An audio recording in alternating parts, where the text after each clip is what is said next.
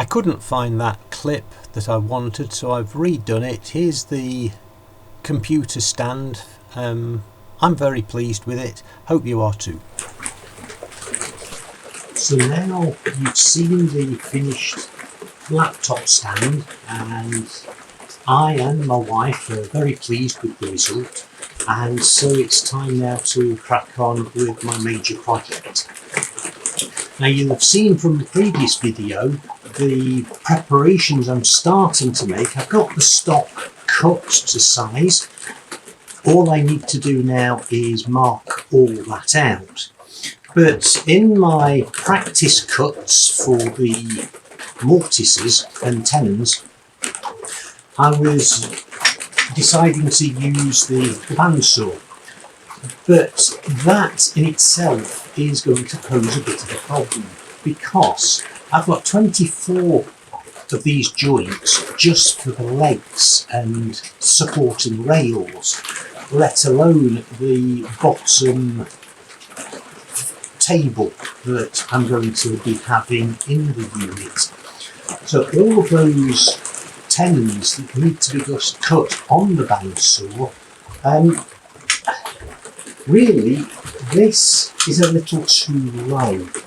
Reason being, I'm using the old stand with the previous bandsaw. It's fine, it got me going with it. I really need to raise the whole unit up so I'm not bending so much.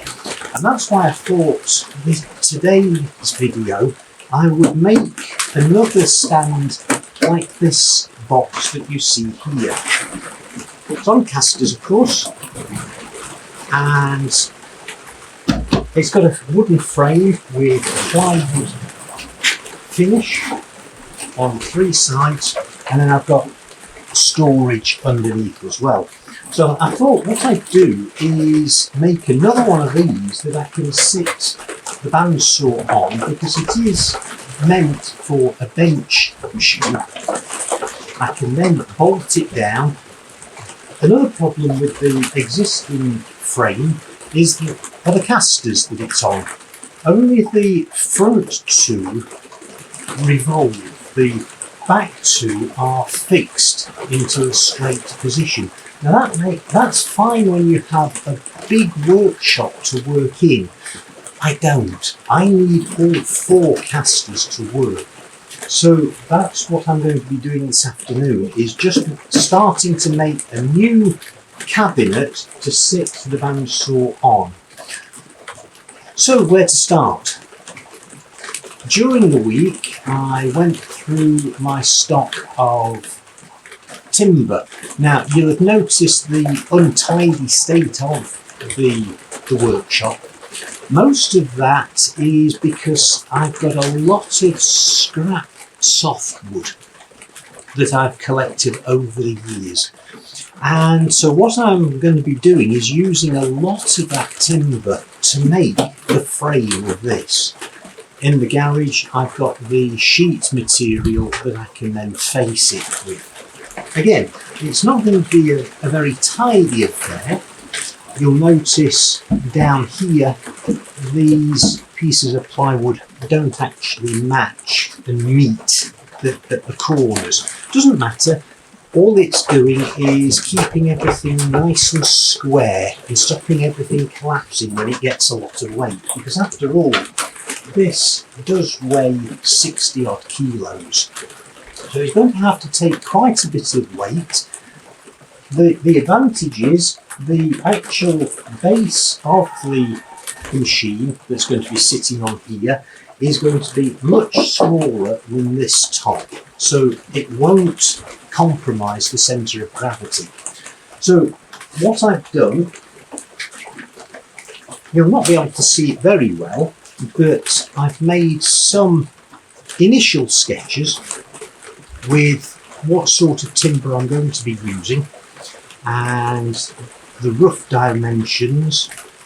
And what I'm going to be doing this afternoon is actually cutting these pieces of timber to size, and then we can start putting it all together.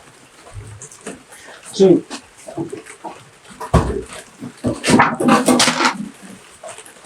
it's an old fence post. I'm going to cut that into 4, across the middle and then down the middle.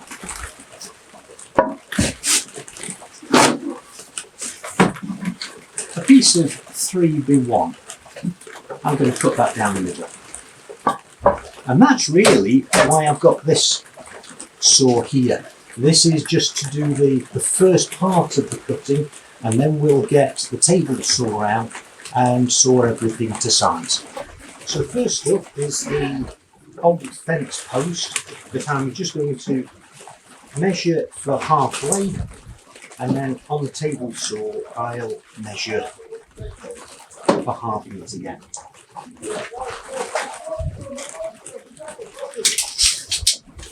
Now this happens to be 120 centimetres long, 1.2 metres, so it's straight down the middle, that's 60 millimetres.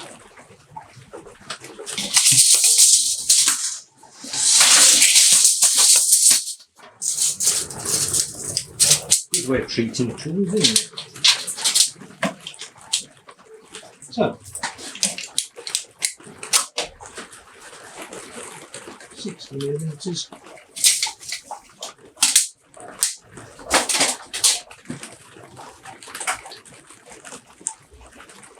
With the square.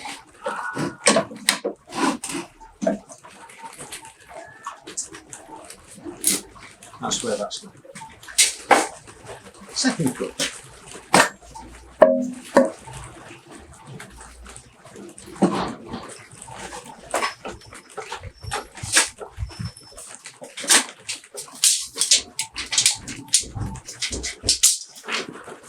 This is 1.14 metres, so this is going to be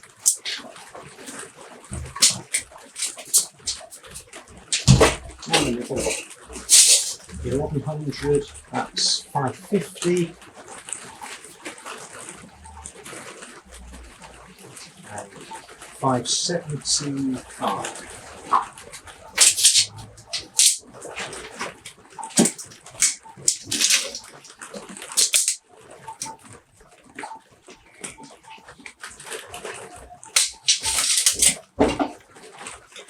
The square. That's where I'm going to put the cut. Again, it doesn't need to be perfectly square, as I've mentioned in a previous video. I struggle with this saw in getting it to cut perfect square. But for what we need this afternoon, this is going to be adequate.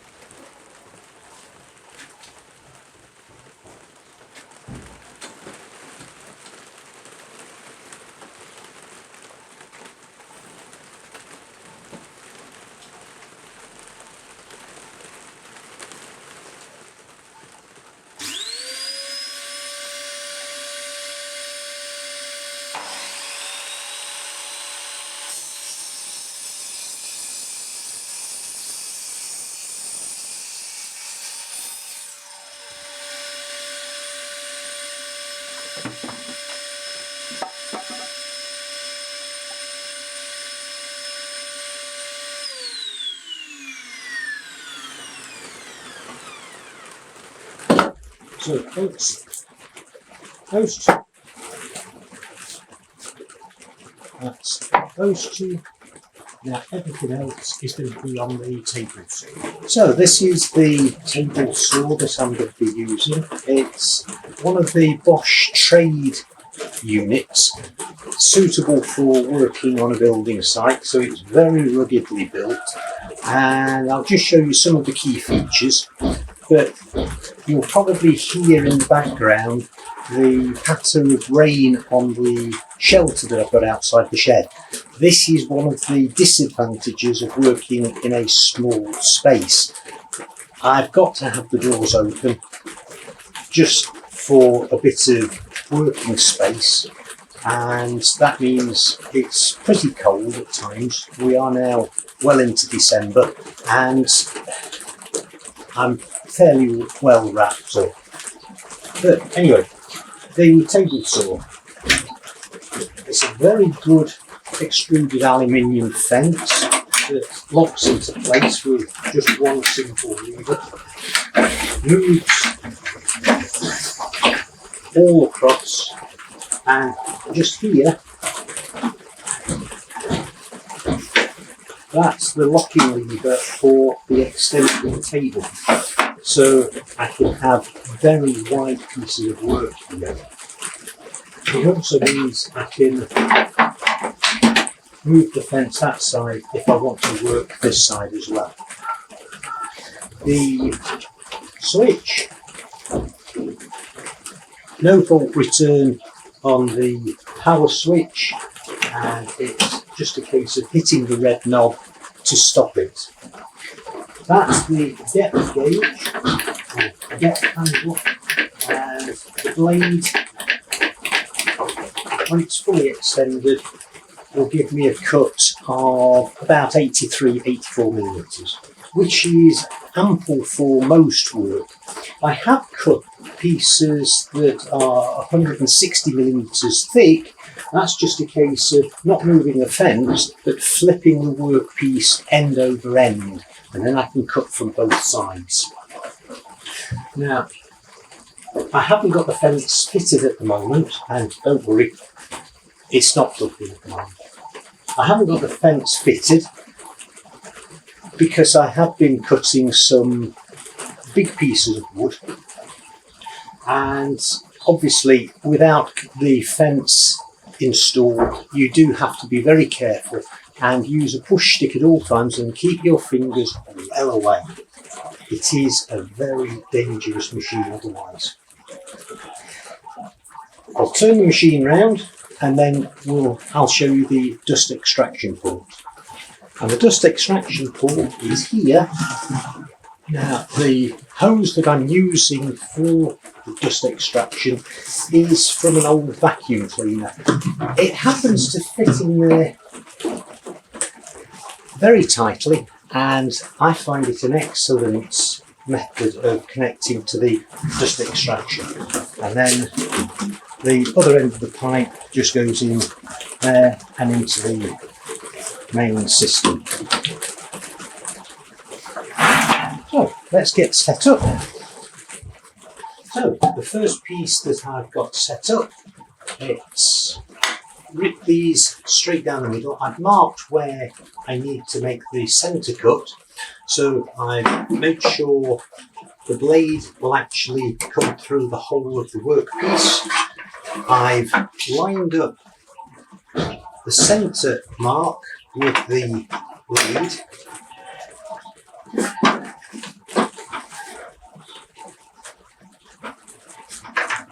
Locked that in place, and that will not move now. So just needs me to make the cuts.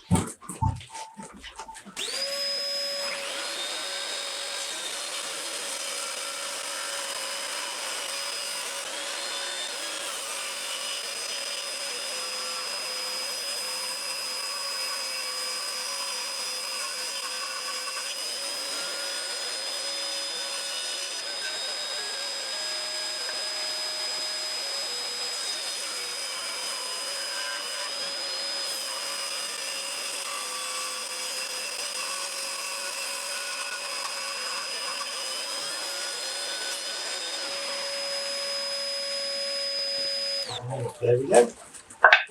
That's two pieces taken straight down the middle, and so those are ideal for the next part of the job. Next job, slightly bigger pieces. So again, just make sure the saw blade comes all the way through with quite enough clearance. Find the centre point on the blade,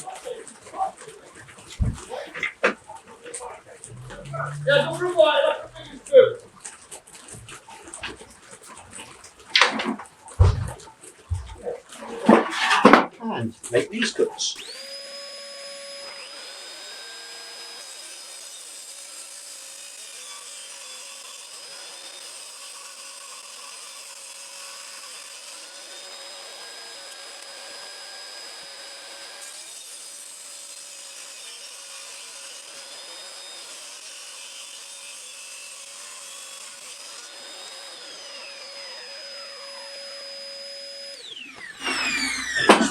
Important when you're working without the guard is to make sure that the blade is totally stopped before you lean across the machine.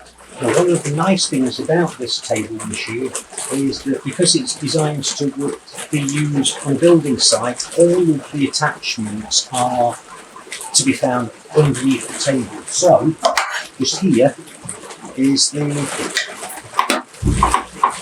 miter bends. That just slots it there. You can of course adjust that.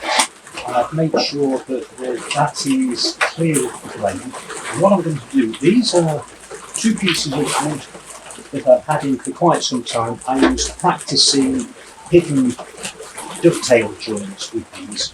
So that's why they're like they are. I'm just going to cut those two ends off, and that will be where the casters go. Two corners, and then everything will be secured to this through other pieces of wood. So let's get that set up.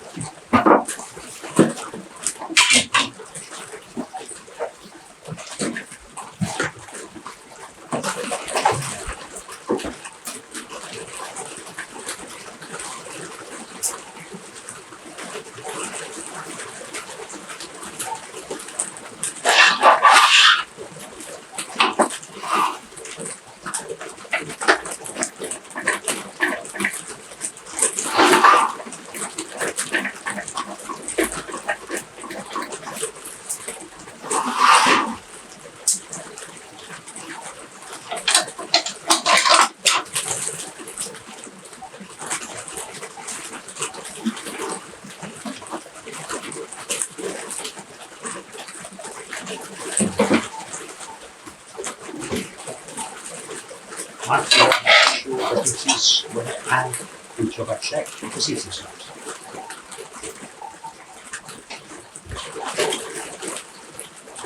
That's nice and square to the blade here.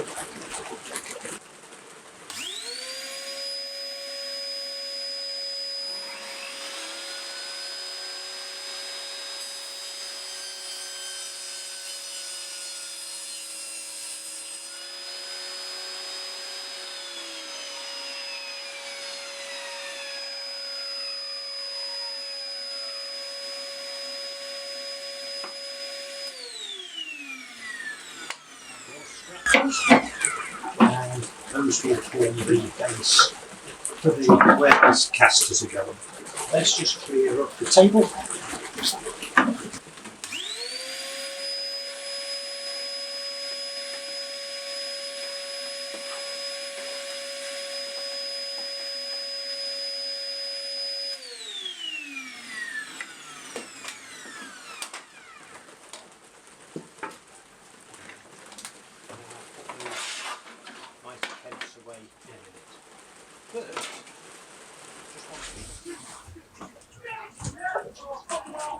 But at least I have some shelter from the rain. You can probably hear it in the background. It's slowed down a bit now, but at least I got somewhere dry to work. Anyway, all of the pieces are now dimensioned. All I've got to do is work out where the joints are going to go, and I thought I'd just work through on full scale what I'm actually going to do before I put joints in. So as I said, the casters are going to go on these pieces here. So one at each corner, obviously. These are going to be well screwed to where the casters go.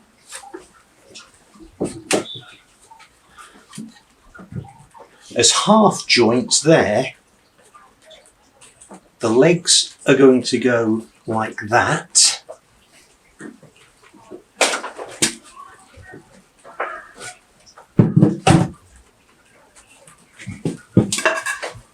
And like that. And then these pieces can go like this. Probably like that as half joints. That way they are going to provide rigidity. They won't move because there will be multiple screws into each joint, and there's going to be obviously one up here as well for the top to bolt into. So that's what I'm thinking that I'm going to be doing. I've just got to now mark up where the joints are going. Now, in marking up half joints, I find this gauge very, very useful. I got it from Rutland's tools, and by keeping the two pins either side of the workpiece, you can mark halfway on any joint, any piece of timber. There's a pin, sharp pin there, well, sharpish, enough to mark wood. So press down, make sure both pins are against the workpiece and score. And that marks the halfway point of any piece of timber. So there we go. Then all I've got to do is